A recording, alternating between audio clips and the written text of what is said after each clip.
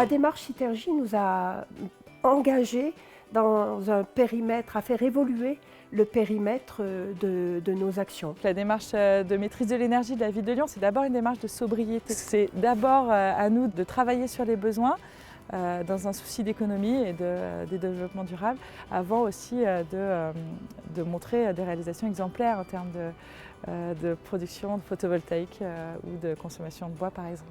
Nous avons beaucoup travaillé sur la notion de performance énergétique de nos bâtiments. Pour la première fois, nous avons baissé de 8% les émissions de gaz à effet de serre. C'est un bâtiment à énergie positive.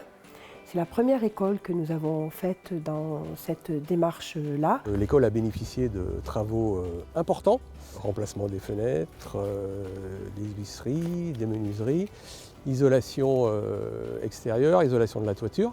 Ça change la vie des enfants, ça change la vie des enseignants, bien évidemment, enfin, de tout le personnel qui travaille dans l'école. La ville de Lyon développe à travers un label Lyon Ville équitable et durable aussi la promotion des commerçants et des entreprises exemplaires du territoire. Monabi, on est une société innovante qui propose une solution de gestion d'énergie, donc qui permet de suivre les consommations et les productions d'énergie dans les bâtiments. Le label Lyon Ville équitable et durable, c'est quelque chose qui apporte beaucoup en termes de sérieux, visibilité et qualité. Nous avons pris un grand virage dans la gestion des espaces verts dès l'année 2001.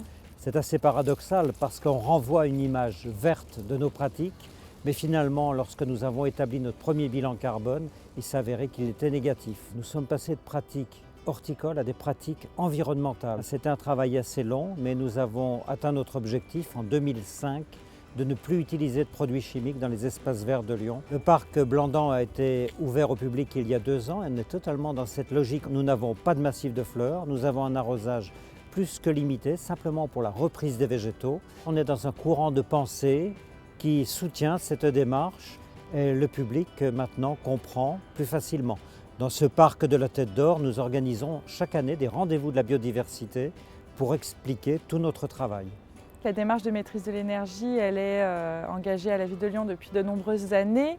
Ce que montrent d'ailleurs les bilans énergie que réalisent chaque année les services. À partir de l'an 2000, il y a eu cette prise de conscience quand même que l'éclairage devait intégrer une dimension de développement durable au sens large du terme. Pour vous rappeler quelques chiffres, 89, on était à 35 gigawattheures avec 42 000 points lumineux. Aujourd'hui, nous sommes à 30 millions et demi de gigawattheures pour 74 000 points lumineux. La lumière doit être adaptée aux usages.